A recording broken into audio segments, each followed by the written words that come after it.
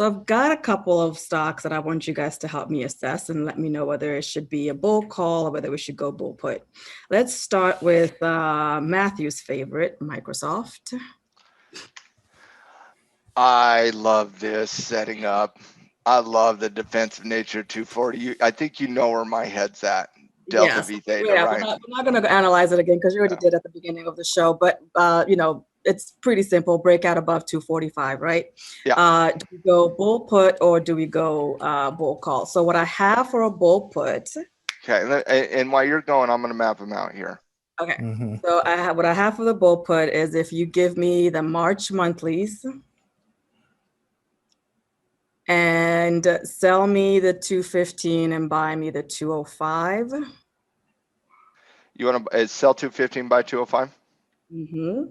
So I'm giving myself some wiggle room there, and I'm going to pick up about 50 cents.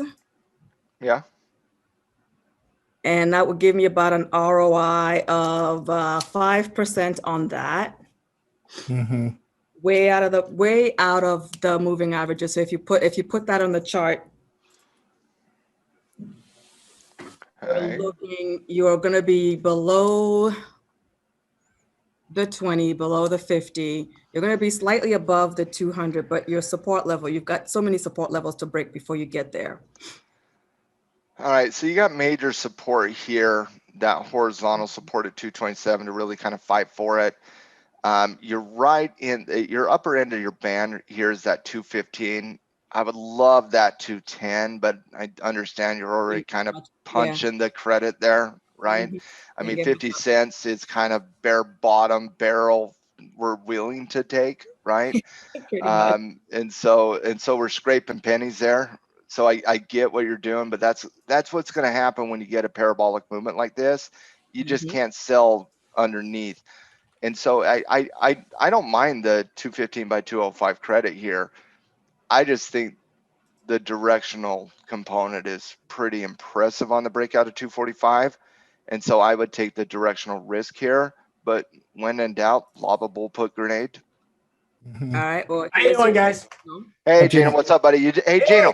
You you came here for Emily's pick. She's basically selling us on a bull put spread on Microsoft, or do you do the bull call and take the directional risk? So Gino, I'm going to throw you to the fire really quick. Got it, buddy. I already answered. I want to get your take on it. The bull put is 50-cent credit on $10 margin. 215, 205. Gotcha. March option, 38 days. Got it, buddy. Or the bull call spread, and Emily's mapping the bull call spread out right now. And you can't cheat and say Debicon. And you cannot cheat and say Debicon. You can't say. Okay. Only those two. Oh, Tim, let's not do a low risk trade. I'm sorry, Tim. Let's not do anything low risk. That's a beautiful comeback. And by the way, okay, company's Microsoft. What's the symbol? I don't know if I hold on. Okay, here we go. A second. Okay, here it is. Emily, ready? I love Gino so much. Emily. All right, Tim, let's not do a risk-free trade. That's fine. Here it is. Emily, I got your answer. We did this on the lounge this morning, guys. Same question. It will be a debit directional trade, not only for the reasons Matt said, parabolic, because if it does pull back, Emily, you're going to see that credit spread turn into a very whopping premium, which you don't want to buy back. And then you're going to have to wait for it to move back up anyway. So looking at the IV as an option trader, we are at an IV rank of 3. These options haven't been that much cheaper. Only 1%, 2 days out of the year have the options been cheaper than this. When the options are cheap, you want to buy them. Just to give you an example. Hey, Gina, let me bring up the IV rank very quickly, okay? You got it, buddy. So just to give you an example, the IV is half the percentage as it was back in August, which means you can buy a call and a put for the same price you could buy just a call a few months ago. So in other words, options are 2 for 1 right now. You want to take advantage when they're cheap. So your debit spread is going to be very cheap and you'll be able to go right at the money. So if this thing does break with liquid options like this, you could even do a market order, take advantage of the directional. We actually did a bull call for 95 cents this morning.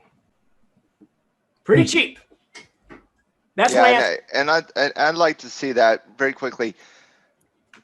What Gino's bringing up, guys, for those of you who are new, and I know this is a little bit of a review for many of the tackle trading community, but implied volatility, i.e. Vega in the option Greeks, is what measures volatility. And its volatility expands, as you saw here, here, here, here, and here.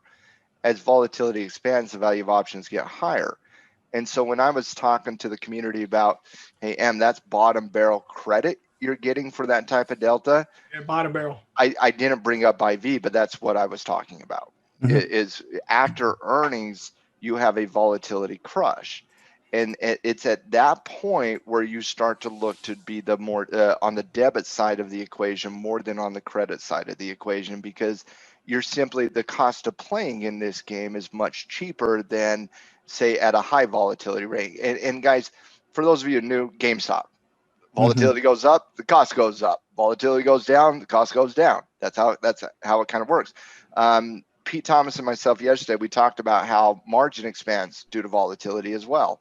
And so and even the famous author Macmillan states that volatility is the second most important Greek. Most people say it's theta and delta being one, but Macmillan's the one who says it's actually Vega and volatility that you need to understand as an options trader far more than even the guarantee of theta, because theta is just a guarantee where you truly need to understand volatility, because volatility expands and contracts throughout the cycle of an option. And so when you're looking at IV ranking at 30, Gino's absolutely 100% spot on there. It's at those areas where when you get a good, clean technical chart like you do on Microsoft, where volatility is at the low point in the chart, it's at that point where the value of these options here that you would be buying are much, much, much cheaper relative to where it would have been. And you see these same Vega ranking right here at 30.